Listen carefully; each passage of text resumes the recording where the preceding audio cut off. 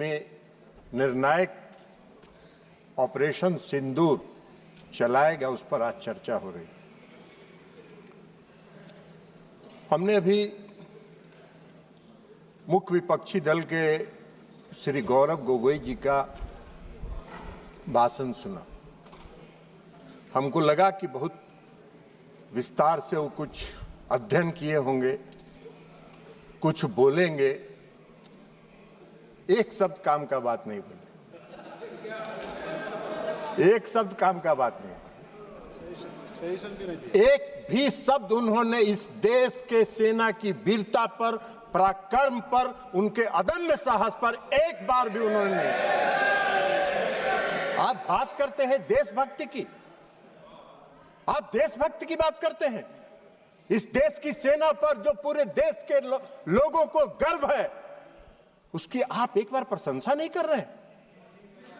आप बता रहे हैं कि कितना जहाज गिरा, कितना मिसाइल आपका गिरा, इस पर चर्चा कर रहे हैं। इस देश के सैनिकों का कोई महत्व नहीं है आपकी नजर में।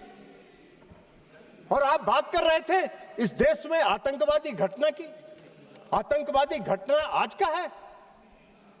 आपके यूपीए के शासनकाल में 2004 से 14 तक इस देश में आतंकवाद पनपा है, उसको जगह मिली है और उसको पनाह मिला है। कितनी घटनाएं हुई, कितनी घटनाएं हुई देश में आतंकवाद की। पूरा सुनो, कहां हुआ, कितने नागरिक मारे गए, कितनी महिलाएं विधवा हुई, कितने बच्चे मारे गए। कभी आपने सोचा, कभी आपने देखा? मैं भी उस समय सदन का सदस्य था जब यूपीए की सरकार बैठती थी सत्ता पक्ष में। मैं उस समय सदन का सदस्य था और मैंने देखा है, चर्चा हुई है। आप क्या करते थे, आप क्या करते थे? 2004 से 14 तक में यूपीए के शासन काल में जो आतंकवादी घटनाएं हुई, उस समय 615 लोग मारे गए, 615 लोग इस देश के मारे गए। और आप बात करते हैं आतंकवाद की। आतंकवाद तो आपके शासनकाल में पनपा है। 2006 लोग घायल हुए, 615 मारे गए और 2006 लोग घायल हुए। आप बात कर रहे हैं आतंकवाद की। 11/7/2006 को मुंबई ट्रेन हादसा हुआ। मुंबई के ट्रेन हादसा में कितने लोग मारे गए? 209 लोग मारे गए, 800 लोग घायल हुए। क्या किया आपने, क्या कार्रवाई की यूपीए के शासनकाल में? कुछ नहीं हुआ। 26/11/2008 को पूरा मुंबई महानगर में आतंकवादियों का कब्जा था, आतंकवादियों का कब्जा था। कैसे आए थे आतंकवादी? आज तो आप सवाल पूछ रहे थे कि पहलगांव में आतंकवादी कैसे आए, मुंबई पूरे शहर में, महानगर में आतंकवादी कैसे घुसे थे, आपको बताना चाहिए। उस आतंकवादी घटना में महाराष्ट्र पुलिस के 2 अधिकारी मारे गए थे, 2 अधिकारी मारे गए। और उस पूरे महानगर के 26/11/2008 की घटना में 175 लोग मारे गए थे, 300 लोग घायल हुए थे। क्या किया आपने, क्या किया आपने? उसमें 29 विदेशी नागरिक भी थे, विदेशी नागरिक थे जो मारे गए थे। उसमें जो बॉम्बे पुलिस के 2 अधिकारी, संयुक्त पुलिस आयुक्त और ज्वाइंट पुलिस कमिश्नर मारे गए थे। क्या किया था? आप घड़ियाली आंसू बहा रहे थे। सदन में चर्चा किया आपने, और सदन में चर्चा करके घड़ियाली आंसू बहा के और उस समय के गृह मंत्री को विदा करके नए गृह मंत्री को बैठा दिया, मुख्यमंत्री को विदा कर दिए और आतंकवाद को पूरे देश में पनपने के लिए आपने जगह देने का काम किया। यही तो काम कर रहे थे आप। आतंकवादी की बात कर रहे हैं। आपको आतंकवाद के खिलाफ लड़ाई लड़ने का न साहस था यूपीए सरकार को, और न उसमें दम था कि वो आतंकवाद के खिलाफ लड़ाई लड़ते। खाना पूरी करते थे, घड़ियाली आंसू बहाने का काम करते थे। हाँ,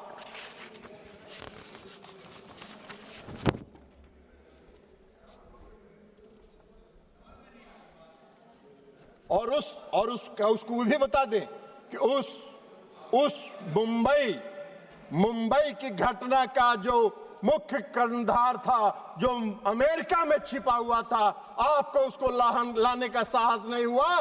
प्रधानमंत्री नरेंद्र मोदी जी ने उसको इस देश में लाके उस पर मुकदमा चलाने का काम किया। आप बात कर रहे हैं? हाँ, जरूर है। आज जरूर है कि इस देश में भारत ने पहली बार आतंकवाद के खिलाफ लड़ने का जो संकल्प लिया और जो संकल्प दिखाया वो 2016 में शुरू हुआ, जब इस देश के प्रधानमंत्री ने कहा कि हम अपने देश की धरती पर आतंकवाद को पनपने नहीं देंगे, निर्णायक लड़ाएंगे और आतंकवादियों को घुस के उसके घर में मारने का काम करेंगे। यह संकल्प प्रधानमंत्री नरेंद्र मोदी जी ने दिखाया। 2016 में उरी की घटना हुई, 25 लोग मारे गए, 25 सैनिक मारे गए, उरी की घटना।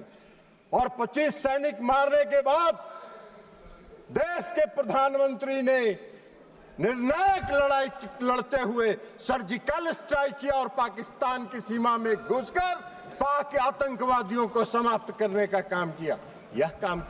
यह प्रधानमंत्री ने इस संकल्प के साथ काम किया, आतंकवाद के खिलाफ लड़ाई लड़ने का काम किया। आपको कहां दिखाई दे रहे? आतंकवादी प्रशिक्षण केंद्र समाप्त हुए सर्जिकल स्ट्राइक में, सैकड़ों आतंकवादी मारे गए और फिर दोबारा आतंकवादियों ने साहस किया। फरवरी में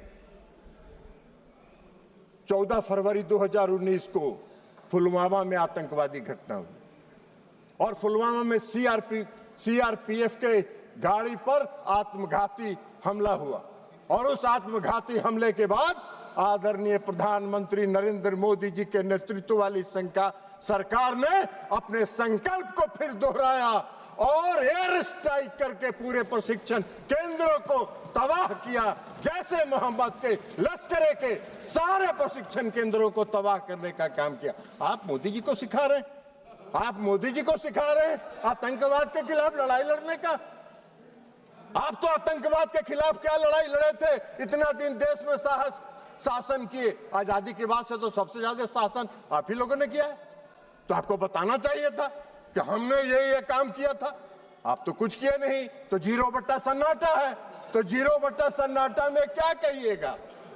तो खोज रहे हैं। अभी बोल रहे थे पहलगांव में आतंकवादी किन उद्देश्यों के साथ आया, उसका भी व्याख्यान आप ही कर रहे थे कि इन उद्देश्यों के साथ पहलगाम में आतंकवादी घुसे थे। आपसे पूछ के घुसे थे क्या वो लोग?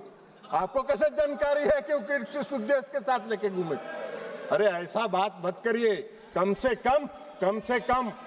कम देश की एकता और अखंडता के साथ मजाक मत करिए। देश की एकता और अखंडता के साथ देश की सरकार के साथ खड़ा रहने का काम कीजिए, नहीं तो कोई नहीं। विश्वसनीयता तो प्रतिदिन समाप्त हो ही रही है, आने वाले समय में कोई पूछेगा भी नहीं, यह भी जान लीजिए। तो इसलिए एयर स्ट्राइक किया प्रधानमंत्री जी ने। पुलवामा की घटना के बाद 26 अप्रैल को बालकोट में घुस के एयर स्ट्राइक करके आतंकवादियों के प्रशिक्षण केंद्र को समाप्त करने का काम किया। ये प्रधानमंत्री का संकल्प था, ये मोदी जी का संकल्प था।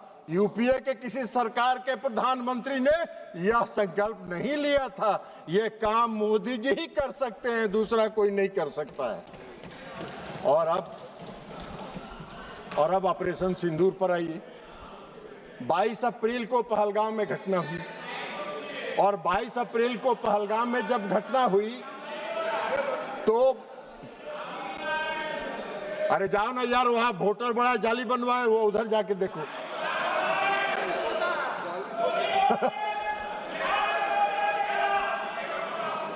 आप कृपया बैठे मत बात करिए, उनको बोलने दीजिए। आप बैठिए। नहीं, आप बैठिएगा प्लीज, आप बैठिएगा।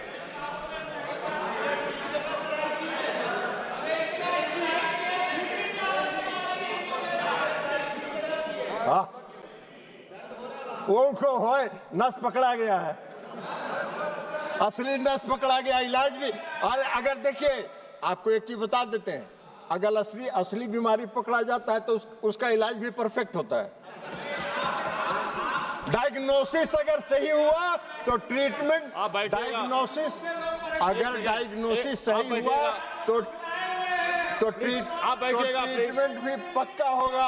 आपकी बीमारी समाप्त हो जाएगी, चिंता मत करिए। आप बैठिएगा। आप नहीं, जब भी बोलेंगे, आप जब मौका देंगे तभी बोलेंगे। और सभापति महोदय, प्लीज एड्रेस द चेयर। सभापति महोदय, 22 अप्रैल को पहलगांव में घटना हुई। हमारे पूरे देश के पर्यटक वहां गए थे, घूमने गए थे, परिवार के साथ गए थे, छुट्टियां मना रहे थे और आतंकवादियों ने हमला किया। 26 लोग मारे गए। 26 लोग मारे गए। हमारे देश के प्रधानमंत्री जी की आप उनकी आत्मा जो इस देश में बसती है, इसको महसूस करना चाहिए। वो यात्रा स्थगित करके, विदेश की यात्रा स्थगित करके देश में तत्काल वापस आने का काम उन्होंने किया। और इसलिए कि उनको दर्द था इस बात का। सुन लीजिए ना यार, बैठिए ना, प्रवचन मत दो ना यार, तमाशा कर रहे हो।